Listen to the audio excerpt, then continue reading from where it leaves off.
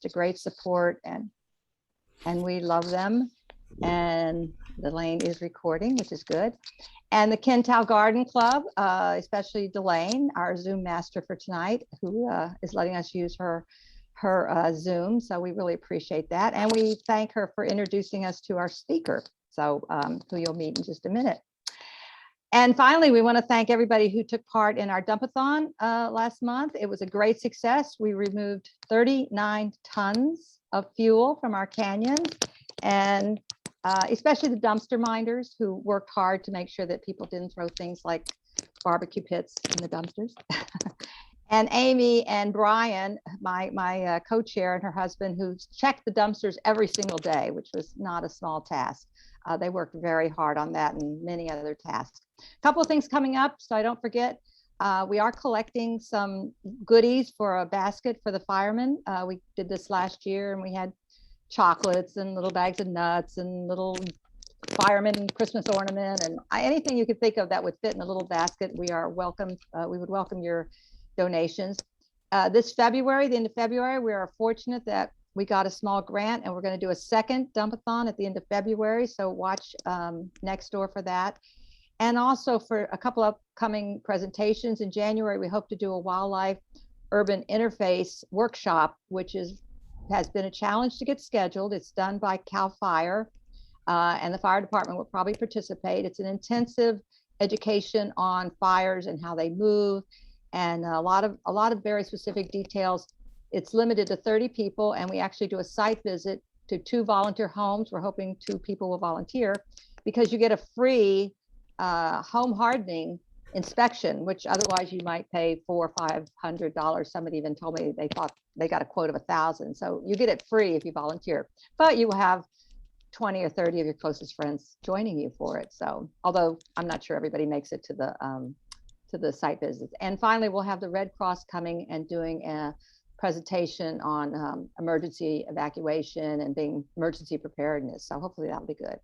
And with that, I want to introduce our speaker, the delightful and so knowledgeable Cindy Bruecks, who is, believe it or not, a mathematician and a real rocket scientist. She's actually, that's her background, but she's also a master gardener, and she has written and lectured on gardening, and we are delighted to have you.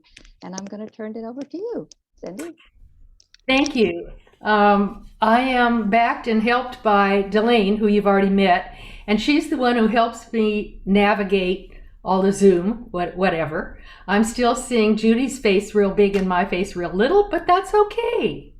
I have a couple of show and tells that I want to go through before I start my charts. Oh, good. Thank you, Delane. We are recording. Let's see, there is a handout. And if you didn't have it, in a couple of charts, I'm going to flash it on the screen. So if you get out your smartphone, or if you want to do a screenshot, some of you may know how to do that, or if you can use the Microsoft snip tool, there are a bunch of ways to get it, but you can take a shot of it. So never fear if you didn't get the handout. Let's see. My colleague and I are both from San Diego Master Gardeners. Master Gardeners is a nationwide organization. We're mostly associated with the state, and we represent San Diego County. So on a good day, they give us handouts like this, and they support us, and we're really glad for that. The bottom of the handout shows how you can get a hold of Master Gardeners.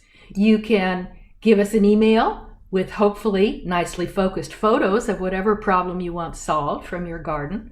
You can also call us and leave a message in these COVID days with any kind of a problem, and we will get back to you and try and address your problem. And we also have a really great website, which has a whole bunch of good stuff on it, and it also gives you entree to the California UC websites, which include about 10,000 web pages of spiffy stuff.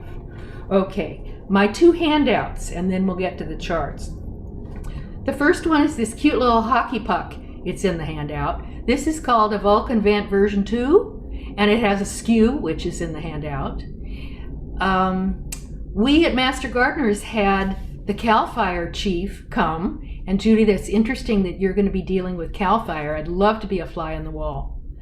CAL FIRE has, it covers all of California. And there's a chief for the north and a chief for the south. We had the chief for the south come and talk with us. It was before COVID. And he talked about these things. He said, you can get these vents that keep the burning embers out of your attic. So I set my contractor to work on it, and this is what he came up with. And it's got, if I show you like that, it has some kind of honeycomb stuff with a weird coating on it. I don't know quite how it works. I suspect it's thermal, but this is wonderful, and I wanted you to see it. It comes in all sizes. Vulcan has a good website, and I saw 6x14. You don't have to have 2-inch holes like I do, but they have that too. And then last artifact here, we have an earth-friendly garden program, roughly modeled on the certified wildlife garden program. But if you go on our website, see the handout, you can take a quiz. And of course, every question is designed to give you better ways to be more sustainable and more earth-friendly. And if you answer enough questions properly, you can certify your own garden. Okay, I think, and then I wanted to leave you with, or I want to start with a couple of thoughts that the CAL FIRE fellow left us with when he came to talk to us. He said, 3 things I want you to think about. One is defensible space, and we will be talking a lot about that tonight. Second one is mind your evacuation corridors, which means your evacuation routes. They call them corridors. They may be very simple, they may be very complex, but they are important. And the third thing he said is consider personal change. And that may not make too much sense to you now, but when we're done, we'll hit these 3 again, and I bet they will make a lot of sense to you. Okay, so I'm going to do a share screen, and how about this one? Well, how about that one?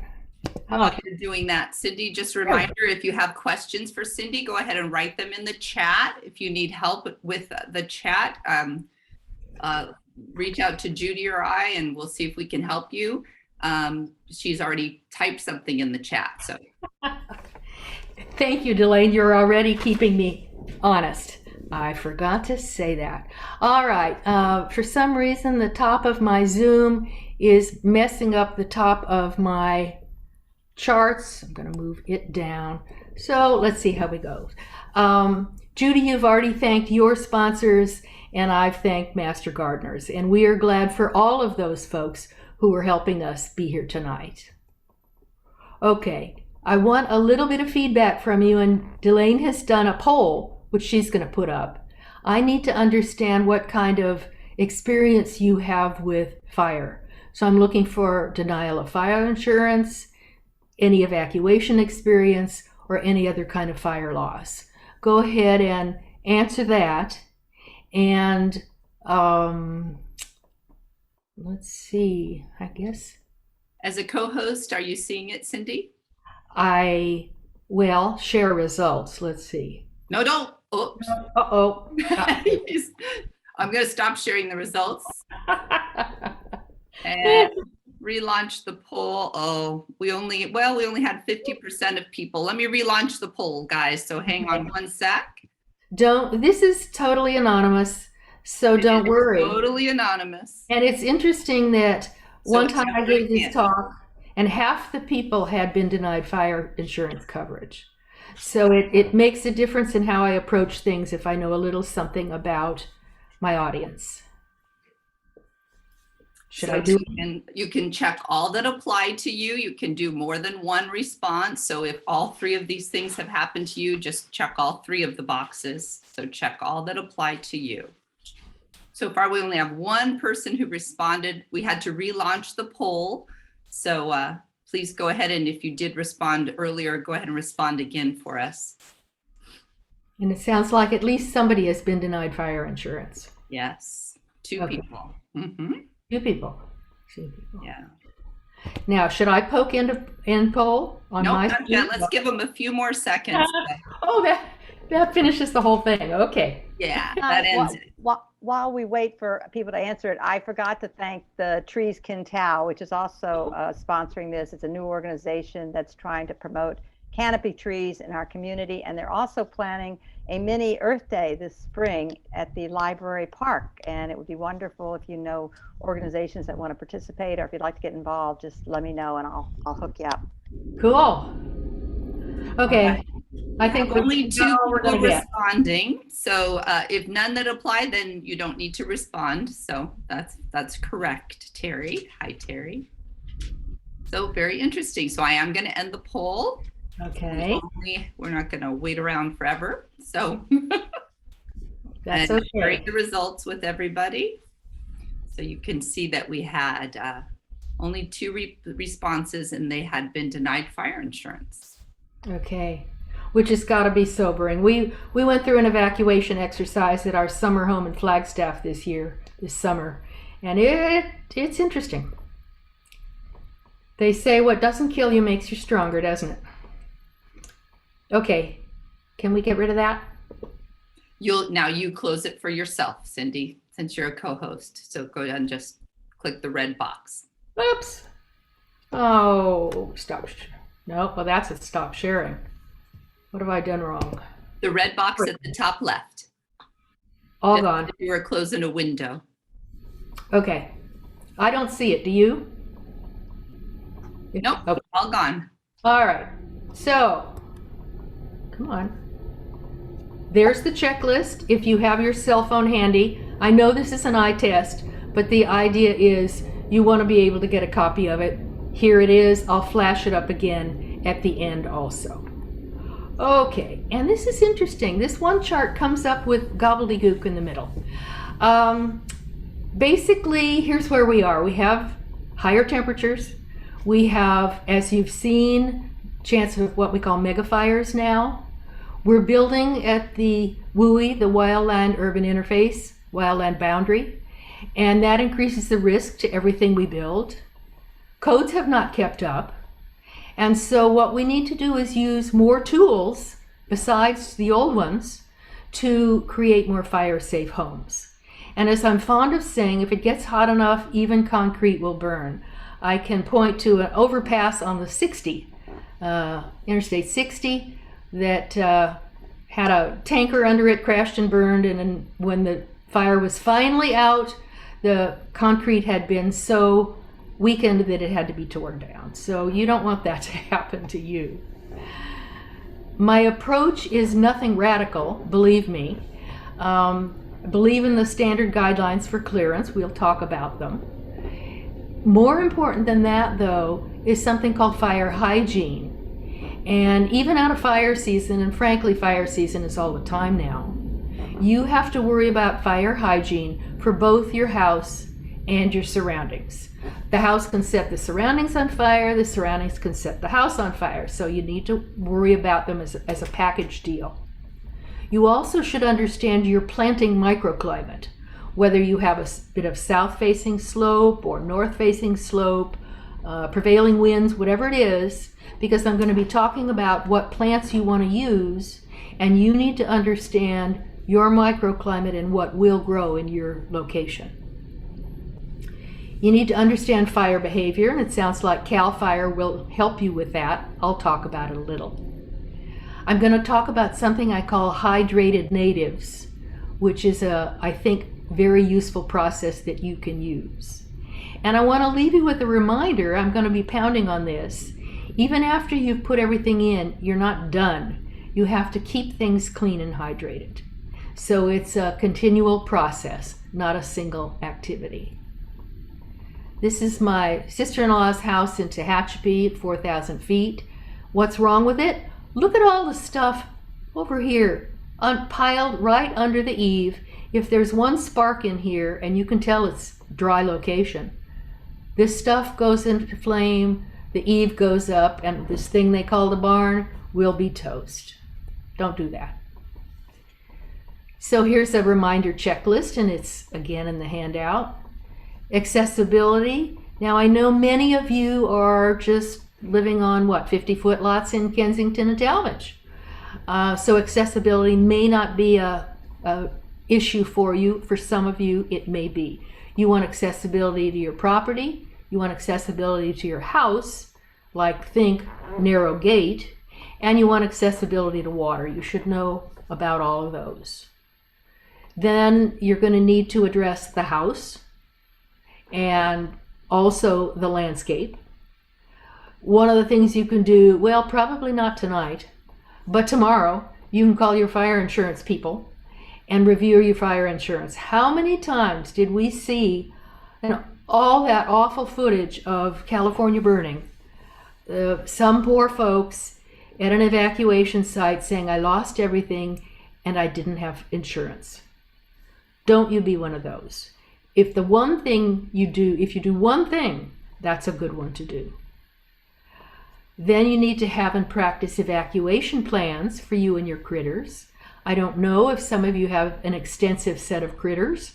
If it's just a dog and a cat, it may be pretty simple, but even then, you need to be sure you know how you're going to get them out. And as I think I already said, fire season really is all year long.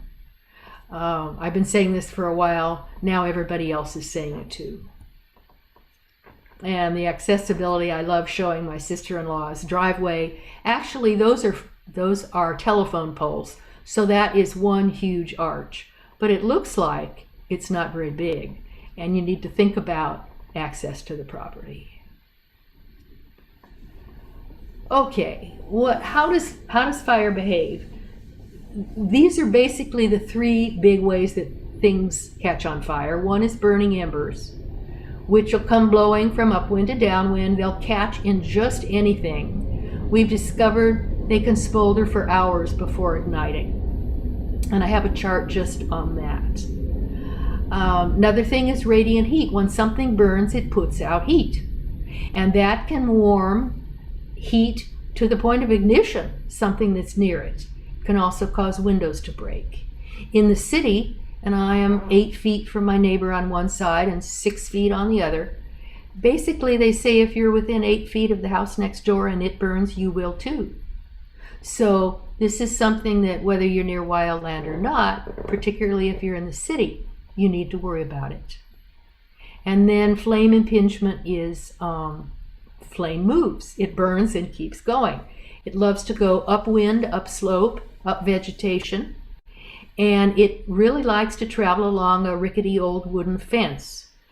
So it can ignite more things. And a photo that at first kind of curled my hair. The one on the left shows you what can happen when a fire comes ripping along an old wooden fence and gets to a house. The lower right is much more like that. That isn't perfect, but they've put concrete block into the first, let's say, 5 feet of house to fence. And so that will at least keep the fire from immediately going under the eaves. This is just kind of a reminder. Our cedar fire was the biggest fire in California history when it happened. Now, this is chump change compared to California has already seen 2.5 million acres burned just this year. And we're not done with fire season. I know the folks in Northern California hope and pray they are, but we know full well we're not. So we're not done yet. And flying embers had a lot to do with the huge losses that they experienced. Okay, let's look at defensible space for a minute to kind of set the stage. First 5 feet, nothing flammable there is what you want to do. And no matter the size of your lot or what your situation is, you do have, I think, a first 5 feet on most sides of your house. Everybody breaks this from time to time. You can break any of these, quote, rules, laws, whatever they are. You can break them. What happens is you raise your risk of fire. You raise your risk of loss. So it's up to you which things you want to abide by, but the ones you don't abide by are going to leave your risk higher. Then in the first 50 feet, that's what we call the home defense zone. And lean, clean, and green is where you want to be. So we're going to spend a lot of time on that. plants should be low to the ground, low resin, whatever that is. Basically no dead thatch. Now, every plant puts out dead stuff. Purpose of a plant is to grow. They grow, they add stems, roots, leaves, whatever they add, and then the old ones attrite one way or another. Sometimes they fall off, sometimes they stay there. There can be a lot of dead thatch. Judy and I were talking about ice plant and how there can be a huge dead thatch under what looks like a green mass of ice plant. So you don't want dead stuff, because think of that as a little pile of kindling. Your plants should also be drought tolerant. You know, I guess we're in year 21 of a 20-year drought.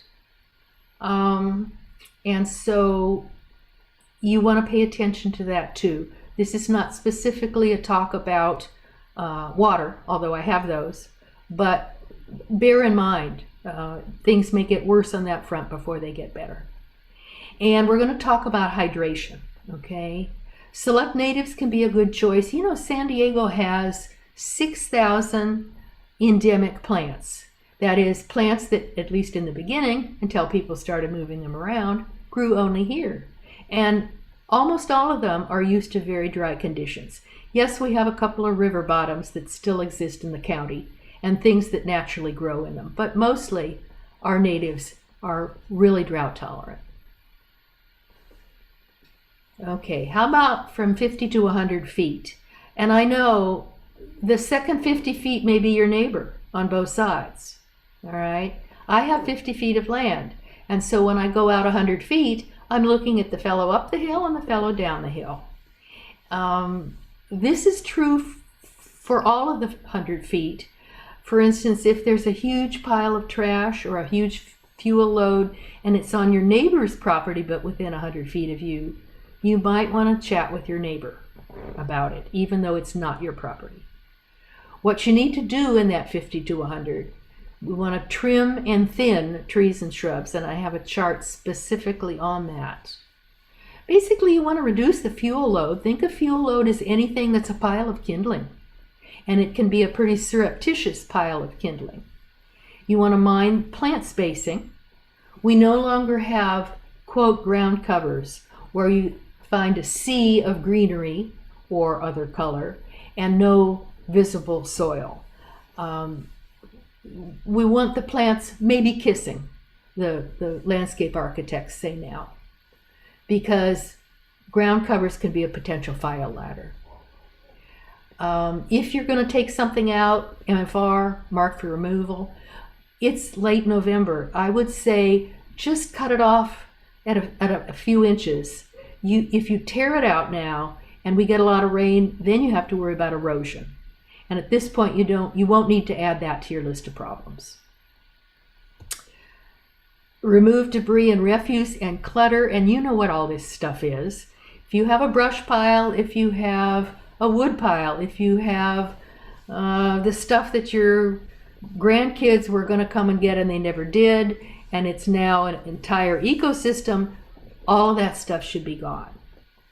And you want to be able to remove anything that can burn if you have approaching fire. Because when the fire guys come in, what they want is space to do their staging so they can save your house. Follow the 3 R's. Remove, reduce, replace.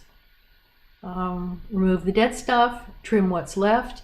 And it's a good time if you have plant problems or you want to change things in the landscape. It's a good opportunity. Take this opportunity to do that and replace things according to your plan. Now, the 800-pound gorilla is really the burning embers, the flying embers. And we documented for the cedar fire at least one house where the embers went 5.6 miles before they lodged somewhere in some little crevice or nook or cranny and set the house afire.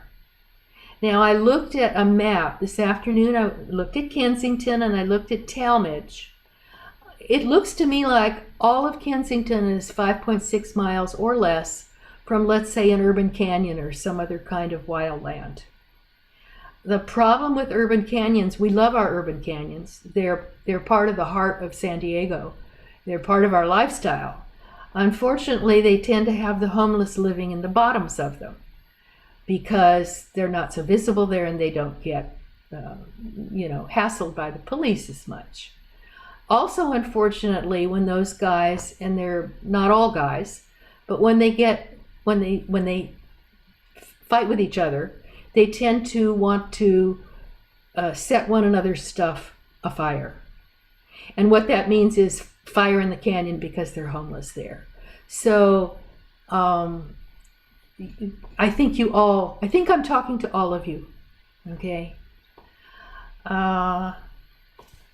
Basically, these days, your home and your landscape have to be able to withstand burning embers and deny them fuel. And I'll be talking in detail how to do that.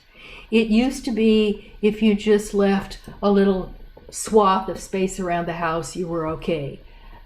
No more.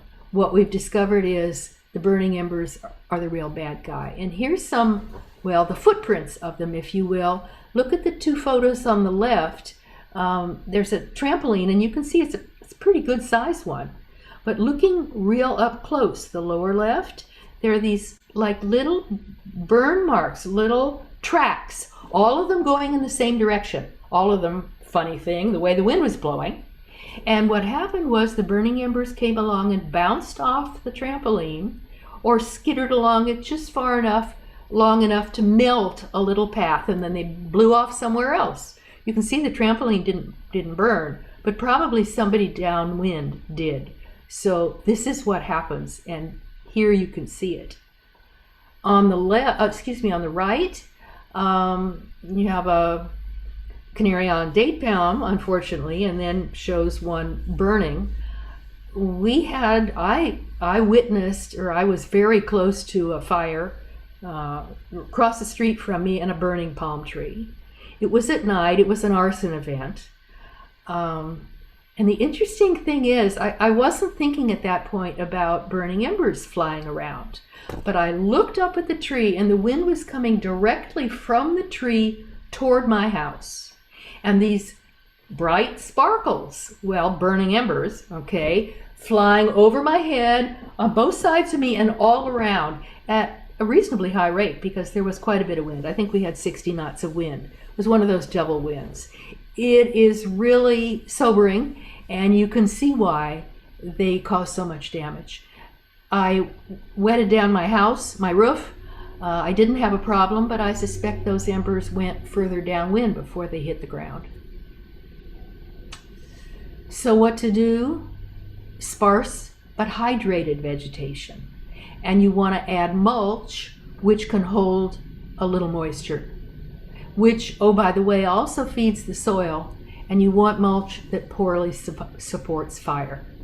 So when you do that, you're protecting the plants, you're helping to raise the humidity just a little, and you're not giving the fire anything decent to burn. And unless you use gorilla hair, and gorilla hair is a wonderful thing, it'll last you about 10 years, it's pricey. Otherwise, I would say renew the mulch twice a year. I do mine spring and fall. And I just go to the greenery in Miramar. It's free. The chipped mulch is wonderful stuff, and price is right. Do not use rubber mulch. It's like laying a layer of, not quite as bad as gasoline, but you don't want to do that. It burns all too well. And of course, if you have open space easement or other local, I don't know if any of you have local rules in addition, but be sure if you have them that you abide by them. Okay, so what do I mean by sparse and edited?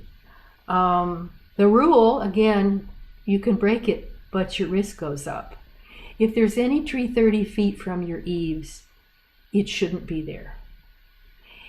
If it is, wherever it is, okay, but try and be sure it is free of dead stuff and well trimmed.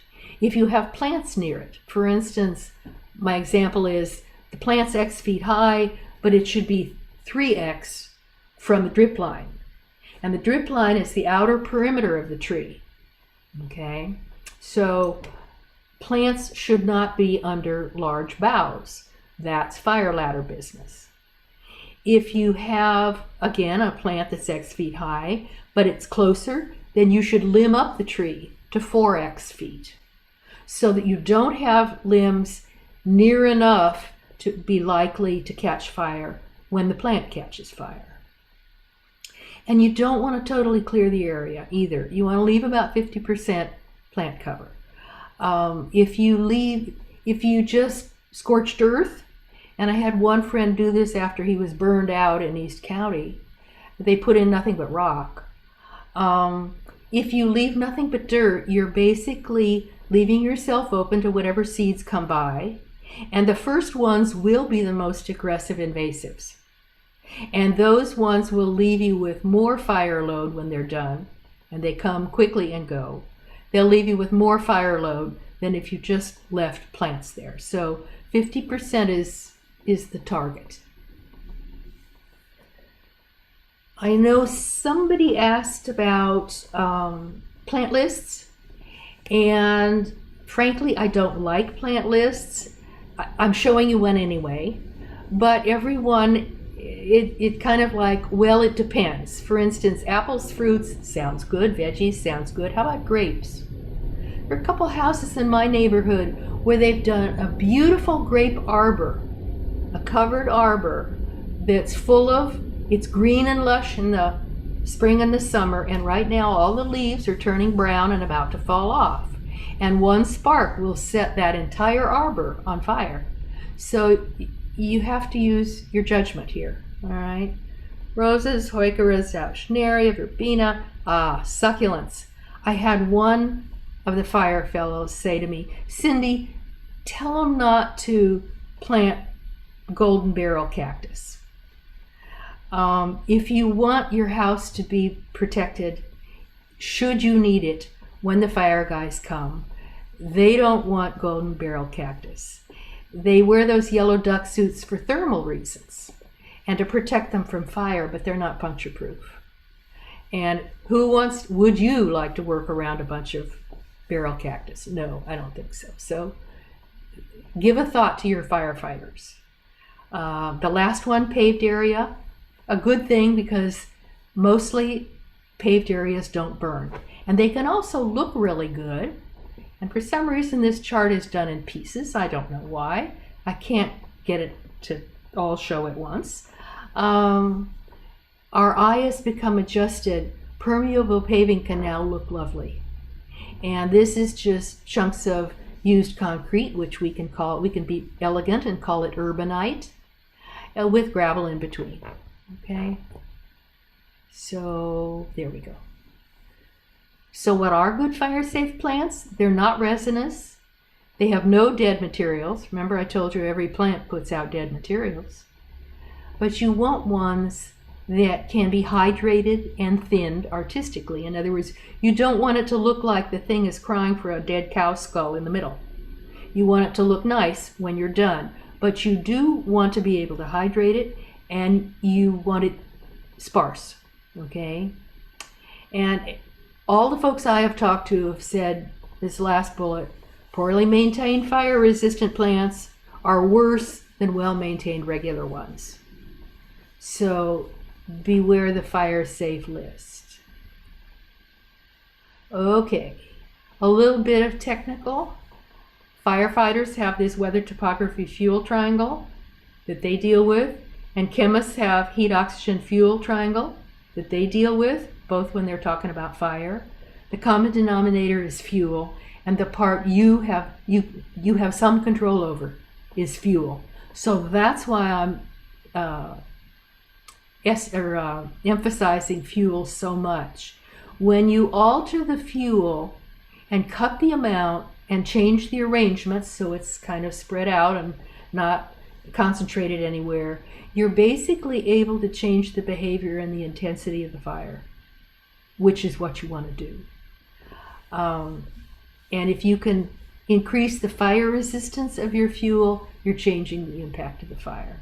It's basically not If, but when, you'll have to face it. And, and hopefully it's never. But we're seeing it more and more. And we're seeing entire communities burn. A few other things you can do, and this is on the checklist. Put your mobile phone on the www.readysandiego.org and get the app. Clean your gutters. Everybody says that, and they forget to say and do it more than once a year. I think code for vent screening is 1/4 inch. It was last I looked. My builder guys say use 1/8 inch. It doesn't cost that much more and it works much better. And that the ash blockers, that little Vulcan vent version 2 that I showed you, that was the CAL FIRE chief who talked about those, and they are very helpful, or should be very helpful, in keeping burning things out of your attic spaces. You can box in your eaves. It's pricey. Some of these things are cheap and only require a lot of labor. Some of them require money, and boxing in the eaves is one of those, but it looks really great, I'll tell you, and works well. Metal screens are better over dual window panes. I don't know about you, all I have is fiberglass screens, and that's what it's easy to get at the hardware store. But fiberglass, as my late husband used to say, burns about as good as plywood. So you're safer with metal.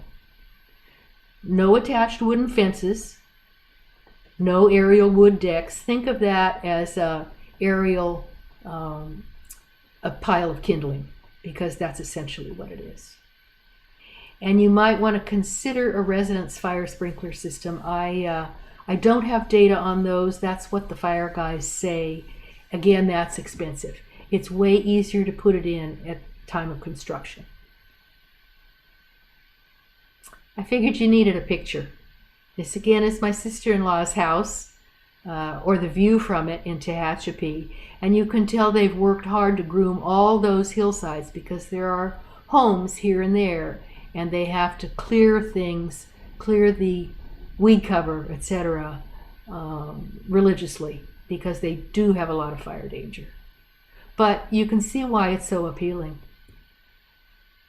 Okay, at least one person asked about mulch and whether or not it is, how fire resistant it is. I've looked at a lot of studies.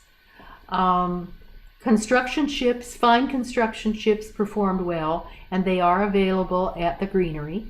They did not ignite in at least one study.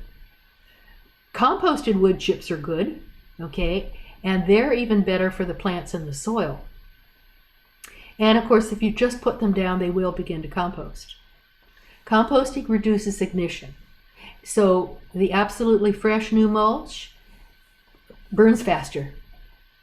If it's less than 5 inches deep, you're still at low risk, but if you go 10 to 15 inches, and I'm not sure why you do that, but I guess you could, that's very flammable. Think of that is approaching pile of kindling status. I like to recommend that in the 50-foot area, you want to use mulch plantings, but break it up. Break it up with pavings or paths or seating areas, rocks, gravel, whatever. It'll look good too. And here's some photos. These now are from a friend of mine, Greg Rubin, who I'm going to talk about him in some detail in a minute, but he showed me some fire photos of gardens he had done in the burn area.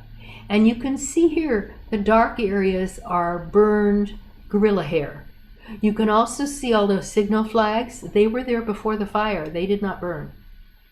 And the hose may be new, but over here, if you can see this, 3 sprinkler valves, they didn't burn either.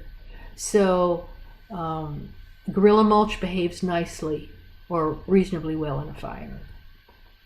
And you know, I think our eye is now accustomed more to mulches and paving and rocks. And they can be very effective as well as very pretty. Another Greg photo now. He put mulch in the first 5 feet. He broke the rule. You can see the mulch burned. However, again, the signal flags didn't. And He says the gorilla hair burns with a low flame and low heat when it's hydrated. So, what did she say in all that? She said, thin and clean your home defense area, and that's what the CAL FIRE fellow was talking about. Mulch midwinter, there's a good time with small chipped mulch. And if you have to redo the landscape and rework it, do it. This is a good time. If we get winter rains, they will only help you get your plants established. Then you want to severely clean the 50-100 or chat with your neighbors, because you really want to get rid of fuel ladders and give the firefighters space to do what they have to do. And work through the fire readiness checklist. There are a lot of things on it. Okay, let me tell you a little more about Greg Rubin. He's a friend of mine. He's a commercial guy. I cannot recommend anybody. But Greg's history is interesting. He installed over 800 landscapes in the Cedar Fire area. And after the fire, he thought, well, I'm going to go back in and do a lessons learned and see how my landscapes fared. And he went in and found that none of them had burned. Not one of the over 800. And 30-some next-door houses burned to the ground. Now, I don't know about you. Judy told you I'm a mathematician. I am frankly seduced by facts and data. And I would say this is darn good data. If he has something that worked in 800 places when next-door neighbors burned to the ground, I would say it's worth trying. And so you can certainly use Greg to do this for you, but I'm going to tell you what he did, how he does it. So all you have to do is listen and give it a try. And basically he's proposing a slight variant of the basic approach that I've been talking about. I don't know if you're aware of his work. He did Lux Art Institute, all done in natives with art throughout. And of course now it's a mature garden, and I think it looks quite nice. Basically what he does is he selects native from among the list of natives that accept summer water, and they don't all. Some of the ceanothus, for instance, will croak if you give them summer water. You water them in August, they're gone. But many of them will accept that. And you want ones that look well all year. You don't want things that are going to be dry and brown for 6 months of the year or even 4 months of the year. You want year-round greenery. There's a large list. Did I already tell you? San Diego has 6,000 endemic plants, and they do really well. They will accept summer water, almost all of them, and they look good. Not all of them, but you choose the ones that do. And then you do your design according to the fire guidelines. When it comes time to plant, and what Greg does is he plants only from gallon plants, which frankly I like. Also, I recommend it because you get more vitality in the young plants, and they will adapt, they will get out into the native soil quicker, and they will begin to grow faster than plants in bigger pots. And I know there's this instant gratification, I want it right now, let's get it out of a 24-inch box. But I'll tell you, if you put in a much smaller plant, it will overtake the 24-inch box within 2 years and grow roaring by. So what Greg does is he digs a hole the size of the 1 gallon pot, takes the plant out of the 1 gallon pot, stuffs it in the hole, pats down soil all around, and then he waters the living daylights out of it. If you have adobe, that can take a little while because you have to water and let it soak in and water and let it soak in. I think you don't have so much adobe in Kensington or Talmadge. I don't know. Anyway, whatever it takes, you water it half to death and mulch it. He uses gorilla hair, but like I say, you can use mulch from the greenery. And then, and these are magic words, water lightly until established. There's some skill involved in that. That may take you through the first summer because it may take a while to get things established, especially if we don't get winter rains. But then the magic to Greg's process is he recommends you water it 2 or 3 times a month through the dry season. And what that does is that adds the hydration. That's where it comes from. It costs you water. Yes, we're in a 20-year drought, but you don't want the house to burn to the ground either. So I feel like judicious use of water is worth it in this kind of environment. And he uses MP rotators. There are a number of the modern ones. They act kind of like the old rainbirds, which sort of shot this stream of water across a large area back and forth. The MP rotators, excuse me, do the same thing, but they're much more efficient. And he likes the gorilla hair because it performs well when it's compacted, and when you water it, it compacts. So he says it'll still burn with a low flame and not quick moving. Don't do anything that will let you build a fire raceway. So, how are we doing? We're doing pretty well. Conclusions. You need to live with all your local fire codes and regs.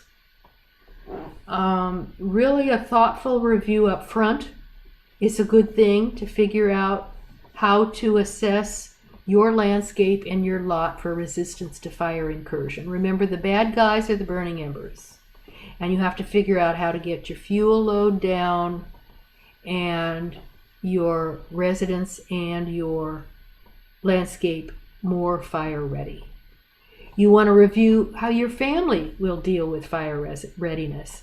For instance, if you have someone maybe elderly in the house who is not very ambulatory, your escape plan might be a little different, but that's one of the things you want to think up in the beginning, or think about. You need to harden the home against airborne ember incursion. And I think you'll need to edit your, your existing landscape to get low density, hydrated, mulched plantings and hardscapes, oh, by the way. And then repeat, reduce, hydrate, renew, and maintain. In other words, rinse, lather, repeat. No, it's lather, rinse, repeat. It's a process, and you'll probably never be done with it. So I'll now remind you of the fire chief's words, and maybe that'll make more sense to you. Mind the defensible space, and heaven knows we've beaten that to death. Worry about your evacuation routes and be sure you maintain them, and that is always good advice. And think about personal change. You may have to fairly seriously change your outer landscape to comply with this. But the requirements that are laid on us now with the new kinds of fires, the new fire behavior, the new climatic conditions require that if you want to be fire ready, that's what you have to do. So I will leave that one up to you. Now, we're ready for questions, and we'll see what Delane has. And while she brings them up, I'm going to go to the next chart, which is, again, if you have your smartphone, quick, take a picture of the checklist.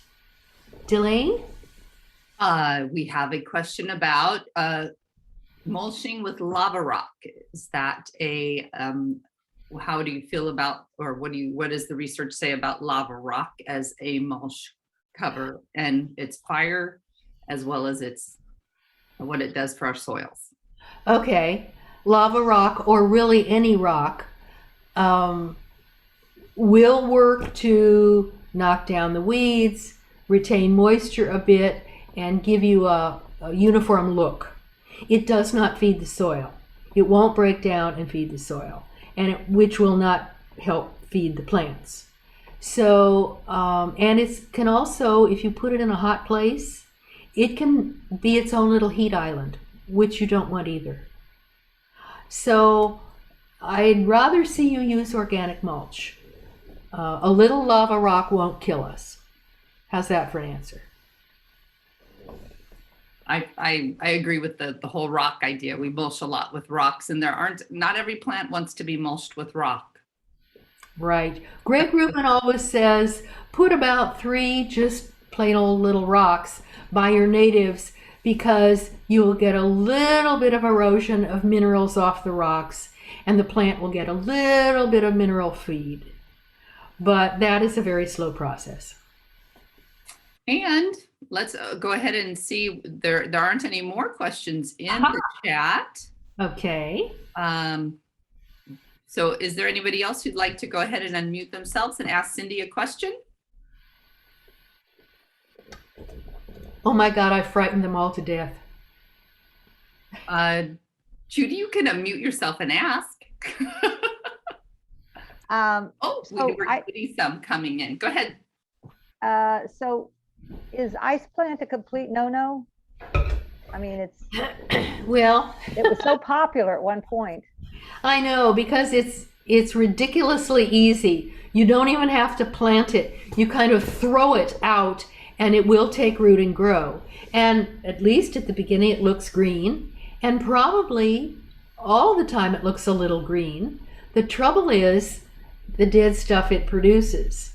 It will begin getting thicker and thicker, and everything under the top green layer is dead. And that's bad for two reasons. From the viewpoint of fire, all that dead stuff is kindling. So we've discovered that. The other thing we discovered is we used to think it held a hillside. Oh, if you have a hillside, put ice plant on it, it'll somehow knit together, and it looks like a hairnet anyway, and it'll hold the hillside. Well, what we discovered is that dead thatch gets really wet and it is really heavy, and it can bring down the hillside. So it's not such a good idea.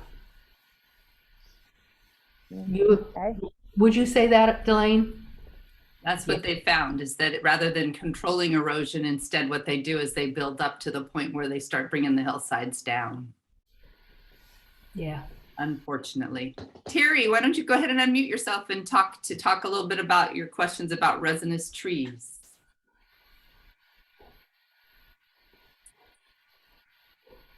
Well, I guess Terry's not. My mic isn't working. No wonder. So she's curious about resinous trees like pines and cedars and coast live oak. So can you talk about those and fire safety? I can, and also at the same time I was kind of anticipating some tree questions, and I didn't put it in the checklist. Darn it, I should have. UFEI is Urban Forest something Institute. It's associated with Cal Poly San Luis Obispo and the Leaning Tree Arboretum. They have a fabulous website that talks about trees. It helps you choose trees. It helps you learn about trees. So by all means, no matter what I say, go to UFEI and take a look at that. I have not looked up those three trees. I know that in many areas, like where my sister-in-law is, if you go to cut down a live oak, you're going to have the neighbors out with their shotguns. They will not be happy. Because we value our native oaks. We're killing them at a fairly fine rate because there are too many of them that have lawn underneath them, and they don't like that. But it does take 100 years to kill an oak, so you won't notice it right away. I hate to say don't plant oaks and take them out, because they are an esteemed native tree. Some of the pines, I think you're better off with the native pines, but if you keep them clean, if they're not hanging over your house, what else can go wrong? They tend to not have real deep shade, so you can plant under them. Well, that looks cool, but I've told you not to plant under trees. So I would say it's a mixed bag. Favor the native trees. How about a nice native sycamore? Wouldn't that look nice and function just as well and behave much better in the drought? Did I scratch the itch on that one? Cindy, can you talk a little bit about palm trees? Because palm trees and pepper trees, because those two things have been a little controversial in our area. Greg actually weighed in on the pepper trees a while back. Did he? Yes. I grew up climbing a pepper tree. I have this soft spot in my heart for pepper trees. I know they're either Brazilian or Peruvian. They're none of them native, even though we tend to speak of the California pepper. It's not Californian. It's imported. I happen to think they're pretty, and I would go to a lot of trouble to maintain one, but again, don't put it where it'll fall on your house. You know, don't put house underneath it. What did Greg say about pepper trees, by the way? Did he? He was not happy with them. He said they were highly flammable, very messy. They can uproot sidewalks and foundations. All true. And so he said there's a lot of wonderful other trees you could plant other than pepper trees, although they are pretty. They are pretty. He likes sambucas, and there's some lovely sambucas that you can plant that will perform much better. So there are lots of better trees. Like I say, I climbed one as a kid, and I have a soft spot in my heart. I don't own any pepper trees. And it's interesting to hear the true bad news.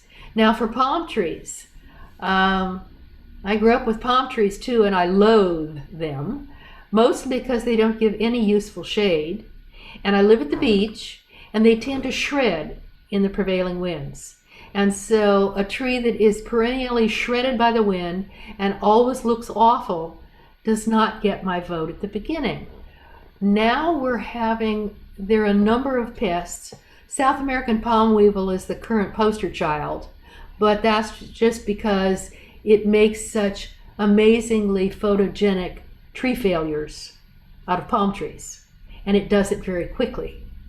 But there's pink rot, there are all kinds of things, and some of our, what's that? South American palm weevil. Oh, that Delane is showing. Is it a dead one? Yeah.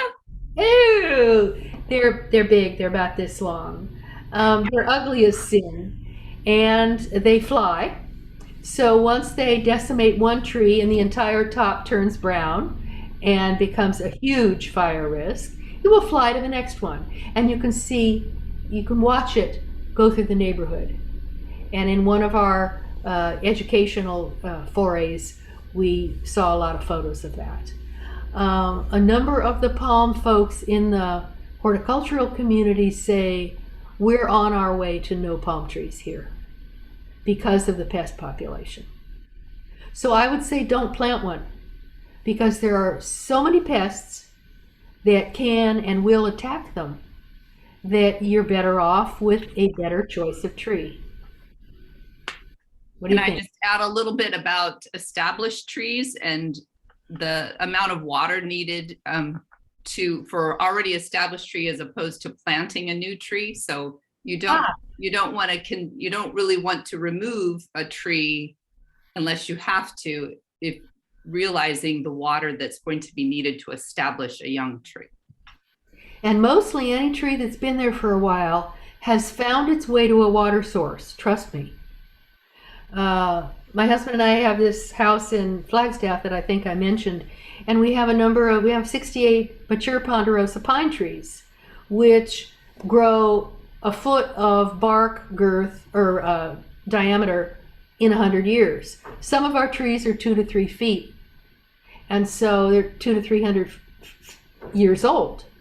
It's impossible to plant anything under them because those tree roots have established the territory as theirs, and they're not going to let anything else in. And we don't need to worry about watering them because they've figured it out. If you think they haven't in 200 to 300 years, trust me, they have. Yeah. Well, are there any more questions? Delaney and Cindy, first of all, very, very well done.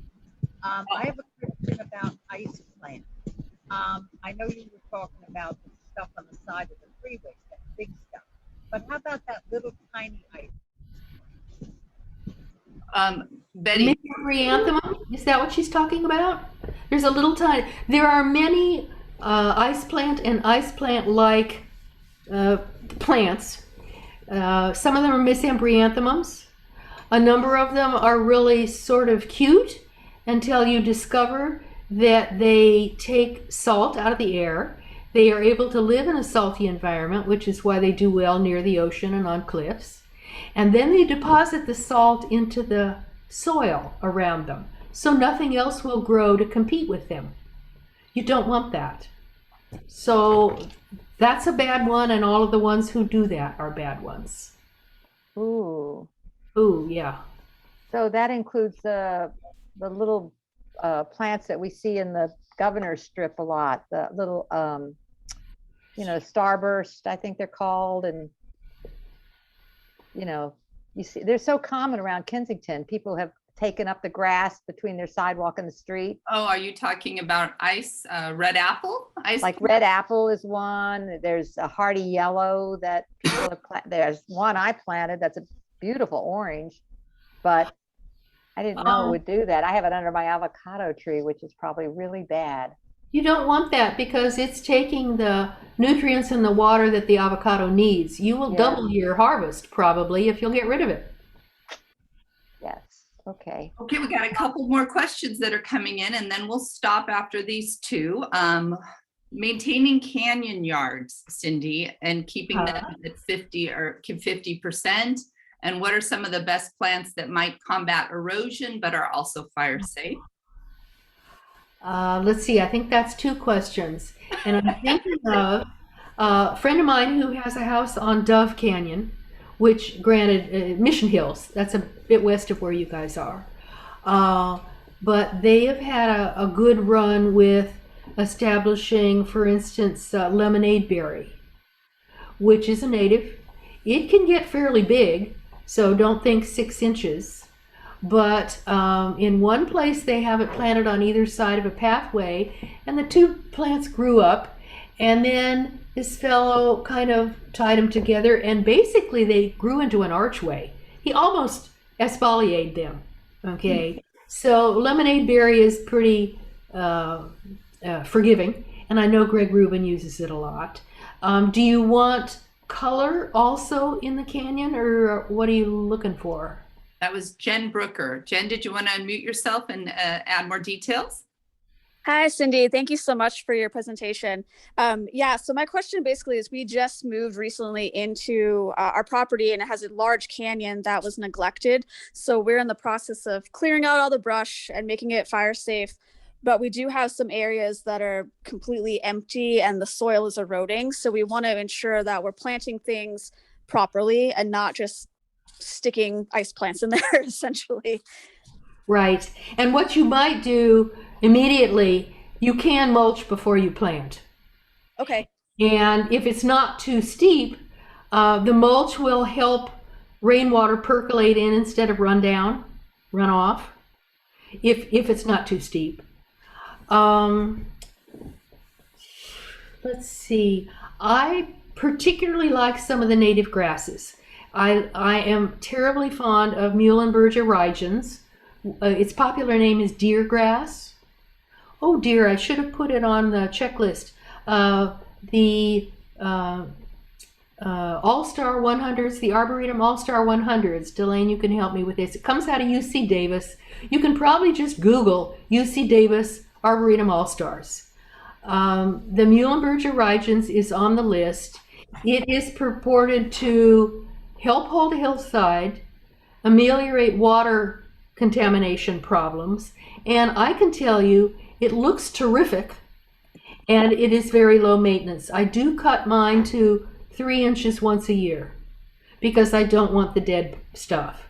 But in the summer, it will put up these gorgeous seed heads that turn kind of a golden brown, and the whole thing waves in the breeze. One plant can be 6 feet wide. It's a bunch grass.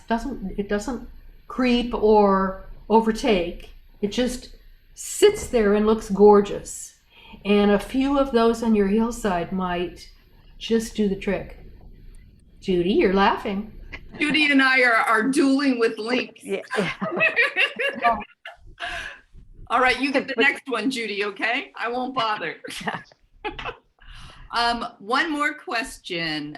And Jen, taking a photograph of that hillside and that area of erosion, a really clear photograph, and sending it into the Master Gardener hotline and saying, what's your advice for this area? You know, what plants might be a good choice, or you know, how steep the slope is, and I'm trying to figure it out, that might be a good question to send to the hotline, where Cindy is very often on as a hotline all-star answering lots of questions. So Awesome. Thank you. But I do say we don't do landscape design, but we'll No. help. We'll help. landscape design. Marge Cole, speaking of trees, Kensington invites everyone to the, oh, yes. Marge, why don't you go ahead and Yes. close out with that? You can unmute yourself. And here's a fun story. One of my neighbors from La Mesa that I lived with for many years, she grew up here in Kensington like I did. And she planted that tree, her Girl Scout troop did. Oh, Many, many years ago. So Marge, did you want to unmute yourself and talk about it real quick as we say goodbye to Cindy? and I'm going to stop sharing. You ready, Thank Marge? you. Yeah, thank you, Cindy, for a great presentation. I'm just kind of edging in on the tree talk because we are promoting our annual lighting of the holiday tree in the park right by the library. And this is something we've done through the Kensington Talmadge Community Association. It'll be at 5 o'clock and we will have cookies and hot chocolate for everybody. It's kind of a kickoff to the season and a way of getting together safely. And we will observe all the COVID protocols there, but just a way to enjoy the holiday and enjoy a beautiful tree in our park. That's a great story about knowing the person who planted that tree. Yeah. She has a photograph of her and her little brownie troop and with that little Aw, stick in the ground. so Great sweet. story. We'd love to get a copy of that picture if we could. All right, I will see if I can contact Joan and ask her if she can send me a copy of it. She has shown it to me before, so I'll see about that. Well, thank you all so much for joining us this evening. Judy, you want to close us out? Yes, I again want to thank our speaker, Cindy. We really appreciate all your information. And I want to reinforce what you said about contacting Master Gardeners. I have used them many times and they've been very helpful. And You guys have been a wonderful audience. You absolutely are. well, we've got a great group in Kensington and we're very proud of how active they are. And, you know, Marge's group is one of the best and they're working on hopefully having some of our area designated as historic regions, which would be wonderful.